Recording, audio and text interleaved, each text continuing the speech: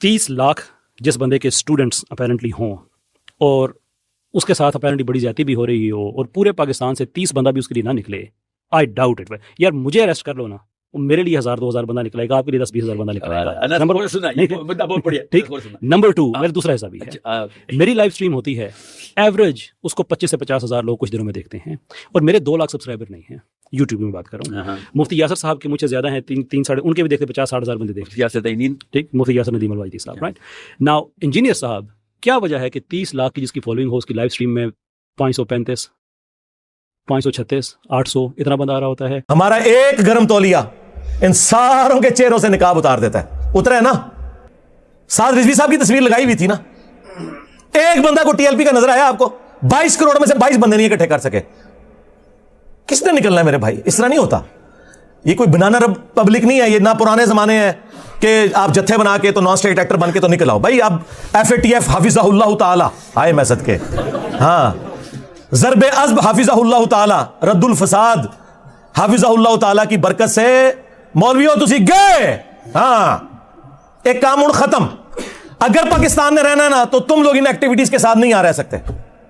इधर वो लोग रहेंगे जो हमारे तरीके से इल्मी इख्तिलाफ करते हैं। आपस में तो तुम इल्मी इख्तिलाफ ही करते थे ना, एक दूसरे को मारते तो नहीं थे, सवाए वो कुछ अरसा जो आलाकार बने रहे, और वो भी 2 फिरके थे, वो प्रॉक्सी वार्स थी, सऊदीया और ईरान की यहाँ आई, अदरवाइज। और अब तो बिल्कुल तुम एक दूसरे के खिलाफ बात नहीं कर रहे। इस सारे इत्तेहाद उम्मत का क्रेडिट सिर्फ एक बंदे को जाता है, अगरचे मेरे खिलाफ है। और आप अंदाजा करें, अब मैं बताता हूं कि टॉपिक कौन सा होगा। मैं वीडियो एक टॉपिक पे बनाता हूं ना, सारे मेरी तस्वीर लगा के उसे रिबटल करते हैं, यानी इनके पास टॉपिक्स भी कोई नहीं है बात करने के लिए इस्लाम पे, क्योंकि इनकी बात कोई नहीं सुनता।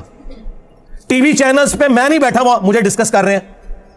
उनके दूसरे वाले क्लिप देखें, 200-250 बंदों ने देखा हुआ है, और जिसमें मेरा नाम लेके मेरी तस्वीर लगा रहे हैं, मैं मौजूद भी नहीं हूं टीवी चैनल के ऊपर, उसकी व्यूअरशिप हजारों में। मैंने फिर टीवी चैनल से राब्ता किया, मैंने कहा यार मैं तुम लोगों को नोटिस भिजवा सकता हूं कि मैं वहां मौजूद नहीं हूं। क्या काम था कि मुझे डिस्कस किया जाए, नाम लिए बगैर 2-3 चैनल्स ने हरकत की, तो उन्होंने मुझे सॉरी किया कि जी ये ज्यादती। मैंने कहा इनको शौक है ना तो मुझे बुला लो, मैं लाइव आ जाऊंगा, इनको भी बुला लो कि मेरे साथ बैठ के बात कर ले। लेकिन जो कुछ तुम ये हरकतें कर रहे हो, मैं उसको वीडियो में जवाब जरूर देता हूं। वो वीडियो रिकॉर्ड हो चुकी हुई है, वो उस पर रेफरेंसेस लगने, तो वो अनकरीब आस्ता आस्ता अपलोड होना शुरू हो जाएंगी। वो कहते हैं जीनी साहब हमें पता है इनका लेवल ही नहीं आपके साथ बैठ सके। तो मैंने कहा फिर मुझे ना डिस्कस किया करो, जाओ अपने मौजूद डिस्कस करो, मेरी तस्वीर क्यों लगाते हो जब इनके अंदर गट्स ही मौजूद नहीं कि ये कोई इल्मी बात कर सके। तो इसलिए किसी चीज की टेंशन लेने की जरूरत नहीं मेरे भाई, फोकस रहे अपनी दावत के ऊपर। हाँ, आम लोगों में मेहनत करें, जाहिलों को उनके हाल पे छोड़ दें। अगर नबी इस्लाम ये गम लगा के बैठ जाते कि जब तक बनु हाशिम में से अबू लहब कलमा नहीं पढ़ता तो मैं बनु उमैया के सामने इस्लाम की दावत कैसे रखूंगा, तो फिर नबी इस्लाम दावत का काम कैसे करते? ठीक है, आपने अपने दावत का काम करना है। जो बिके हुए लोग हैं, जो जिद पे अड़े हुए हैं, उनकी इस्लाह नहीं हो सकती। ये आप अपने दिमाग में बात बैठा लें ना, आपने किसी को घोल के कोई चीज पिलानी है। ये तो नबी को हुक्म है कुरान में कि आपने ये काम नहीं करना। इन्नका ला तहदी मन अहबब्ता वलाकिन्नल्लाह यहदी मन यशा।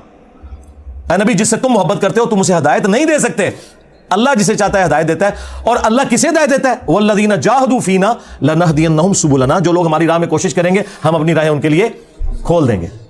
अगरचे रसूलुल्लाह हमारी हिदायत के इमाम है, व इन्नका लतहदी इला सिरातिम मुस्तकीम। ऐ नबी, बेशक तुम सिराते मुस्तकीम की तरफ लोगों को हिदायत देते हो, लेकिन हिदायत दावत की हद तक है, घोल के नहीं आप पिला सकते।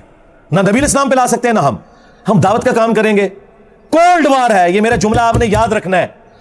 अल्लाह के फजल से हम फिरकों के खिलाफ कोल्ड वार विन कर चुके हैं, हमें किसी भी हार्ट वार की जरूरत नहीं है, इस बात को समझें। हाँ, ये पैसिव रेजिस्टेंस के साथ ये दावत का काम जारी है, ये इसी तरीके से जारी रहेगा।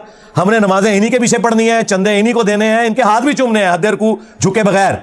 हाँ, इनको हाफिज़हुल्लाह भी कहना है, मर जाएंगे इनके जनाजे भी पढ़ने हैं, दुआएं भी करनी है इनके लिए। हमारे भाई हैं जी, बस अल्लाह ताला ने अगर इनको तौफीक दी तो हिदायत मिल जाएगी, अगर नहीं मिलती है तो हम जबरदस्ती तो नहीं दे सकते। लेकिन इनके मुकाबले पे हम भी गाली गलौज करें, हम भी उस किस्म की गलत एक्टिविटीज परफॉर्म करें, कानून को हाथ में लेने की कोशिश करें, उसका कोई फायदा नहीं है। और ये लोग यही चाहते हैं कि जिस तरह इन्होंने पूरी दुनिया में इस्लाम को और फिरकों को बदनाम करवाया, इंजीनियर साहब को भी उसी डगर पे चला के बदनाम करवाएं। लेकिन मैंने आप लोगों को पहले भी बताया कि बनु उमैया की चालें जहां खत्म होती है ना, वहां से हमारी हरकत स्टार्ट होती है। हाँ, मैं कभी भी आलाकार नहीं चीजों का बनता, अल्लाह के फजल से ना।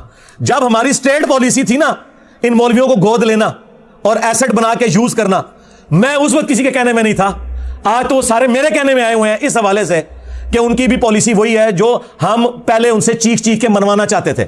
انہوں نے دھکے کھا کھا کے، دنیا کی باتیں سن سن کے، اپنے اوپر لگائی گئی سینکشنز کے ڈر کی وجہ سے وہ ساری باتیں لرن کر لی ہیں. ٹھیک ہے، تو یہ اللہ تعالیٰ نے آپ کو وہ ایرا دیا ہے جو ہماری اس دعوت حق، جو ختم نبوت کی برکت سے رسول اللہ کی دعوت ہے صلی اللہ علیہ وآلہ وسلم، ایک پرفیکٹ اسی پیٹرن کے اوپر چل رہی ہے اللہ کے فضل سے. اس کے لیے حالات و واقعات بھی اللہ نے ہمیں بڑے فیوریبل دیے ہیں. کتنے زبردست فیوریبل حالات و واقعات دیے ہیں کہ انٹرنیشنل میڈیا ہو، لوکل میڈیا ہو، ریاستی ادارے ہوں، سب کے سب ایک پیج کے اوپر ہیں کہ کسی کو کوئی جتھا بنانے کی، قانون ہاتھ میں لینے کی ضرورت نہیں ہے. رہ گئی ہماری ویڈیو سے کسی کو تکلیف ہے اور تم لوگ کانٹ چھانٹ کے اس میں سے اس کے منہ میں اپنا لقمہ ڈال کے اپنی اس کی تشریحات کر کے پیش کرتے ہو، تو بھائی آؤ ثابت کرو اس کو. گورنمنٹ کو اس طرح کے معاملات کرے تو میں پھر ان کو بتاؤں گا کہ ان کی فقہ کی کتابوں میں لکھا ہوا ہے، اور مفتی حنیف قریشی صاحب نے تو ویڈیو میں بھی یہ بات کی ہے کہ اگر کسی کی بات میں 99 مطلب کفر کے نکلتے ہوں اور ایک مطلب اسلام کی طرف جاتا ہو اور وہ بندہ بات کرنے والا مسلمان ہو، تو مفتی پر واجب ہے کہ وہ اسلام کا حکم لگائے گا، 99 کفر کی باتیں چھوڑ دے گا، کیونکہ وہ مسلمان ہے، وہ تو سوچ بھی نہیں سکتا یہ کام کرنے کا. لیکن بس ساتھ یہ لکھنا بھول گئے سوائے انجینئر صاحب کے کہ ان کی 100% باتیں اسلام کے مطابق ہوں، پھر بھی کفر کا حکم لگانا ہے. تو مجھے تو فرق نہیں پڑتا. میں نے آپ کو بتایا جو لوگ ہمیں سمجھاتے تھے نا انجینئر صاحب ذرا ہاتھ ہلا رکھو، ہیں سرکار ہاتھ میں نے ان کی گردنوں پہ رکھا ہوا نا علمی، اسی لیے آپ دیکھیں ان کی چیخیں نکل رہی ہیں اور اس دعوت کے آگے باندھ نہیں باندھ سک رہی ہے. اگر میں ڈیفینسو موڈ میں ہوتا تو دیکھتے ہی آپ کو کچا کھا جاتے. یہ دبکے اس وجہ سے ہیں، ان کو زبان ہی سمجھ آتی ہے. سعد رضوی نے میرے بارے میں بکواس کی نا کہ اس نے حضرت ابوبکر کی گستاخی کی ہے، تو پھر میں نے کیسا اس کو اوپر سے لے کے نیچے تک دلائل کے ساتھ جس طرح زیر کیا ہے، بولا دوبارہ سامنے نہیں بولا، لیکن لیدگی میں مجھے اس نے پیغام بھجوایا کہ جی علی بھائی نے میرے ساتھ زیادتی کی ہے. میں نے کہا کیوں؟ وہ جی میں نے تو علی بھائی کو کہا ہی نہیں تھا. اندازہ کرو، وہ تو انہوں نے علی بھائی کی تصویر جوڑ کے اور ساتھ یہ سارا کچھ کر دیا. میں نے تو ویسے جنرل بات کی تھی. آپ مجھے بتائیں اس کے جملے وہ جنرل تھے؟ اور دوسرا اس کا سوشل میڈیا اور اس کے یہ سارے تھم نیلز میں چلاتا ہوں اور نیچے ٹائٹل میں بھی میرا نام لکھا ہوا ہے، انجینئر الدی مرزا کو جواب.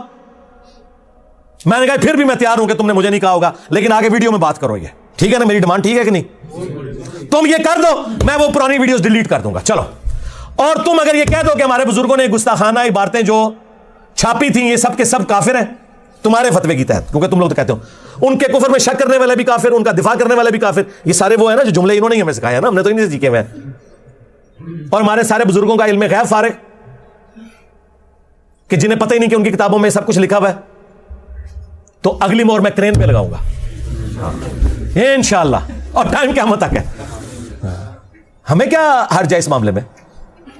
بہرحال جی، جس طرح صلح حدیبیہ کے بعد مشرکین عرب نے رسول اللہ کو پاور تسلیم کر لیا تھا، کیا تھا نا، اگرچہ اس کی شرائط بظاہر مسلمانوں کے خلاف تھی، لیکن مستقبل میں ثابت ہوا کہ وہی شرائط مسلمانوں کے حق میں نکلی. حضرت ابو بصیر رضی اللہ تعالیٰ عنہ کی برکت سے اللہ نے اس کو کس طریقے، اسی لیے اللہ نے تو پہلے کہہ دیا تھا انا فتحنا لک فتحا مبینا. اصل فتح صلح حدیبیہ ہے، فتح مکہ تو اس کا بچہ ہے.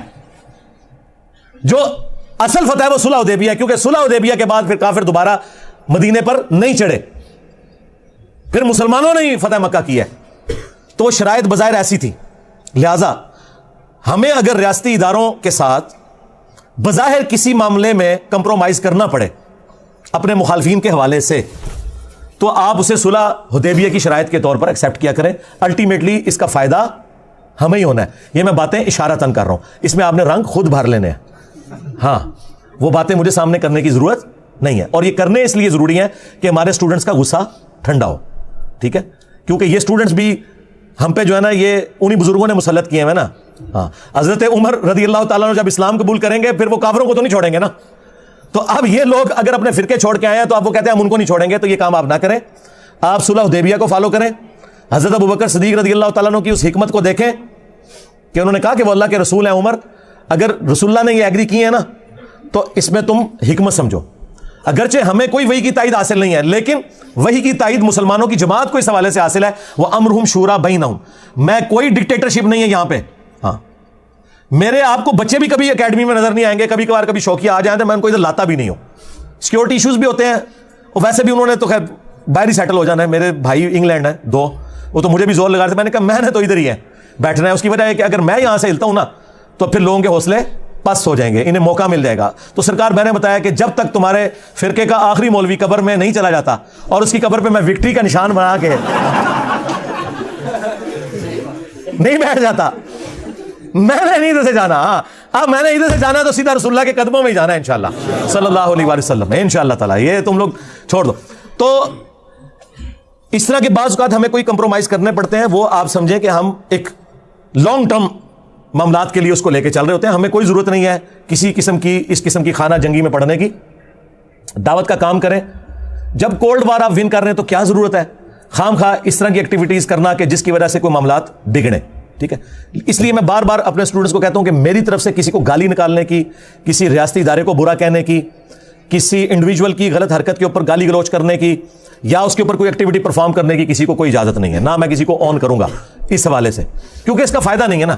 مجھے بتائیں، یہ دعوت کا کام میرا ہزاروں لوگوں کو یہاں اتوار والے دن بیٹھ کے ملنا پچھلے ایٹ لیسٹ 12-14 سال سے، یہ کام اسی طریقے سے کنٹینیو رہے تو یہ سارے معاملات مزید پھیلیں گے. اور اگر ہم اس طرح کے کاموں میں پڑیں اور پھر قانوناً کوئی ایکٹیویٹی پرفارم ہو تو ہمارے مخالفین کے پاس تو لوز کرنے کے لیے اب کچھ نہیں ہے. ٹھیک ہے، اگر کوئی بدکار عورت کپڑے اتار کے تو روڈ پہ آ جائے تو اب اس کے ساتھ کیا آپ اور کریں گے؟ ہم تو عزت دار لوگ ہیں نا، ہمیں تو یہ کام نہیں کرنے. ہمیں لوز کرنے کے لیے بہت کچھ ہے دعوت حق کے حوالے سے. ان کے پاس تو کچھ بھی نہیں ان کے پلے. یہ تو ہمیں انہی معاملات میں الجھانا چاہتے ہیں اور ہم نہیں الجھیں گے. کیوں کہ جہاں سے بنو امیہ اور تمہارے ماموں کی عقل ختم ہوتی ہے نا، وہاں سے انجینئر صاحب کی عقل سٹارٹ ہوتی ہے انشاءاللہ تعالی.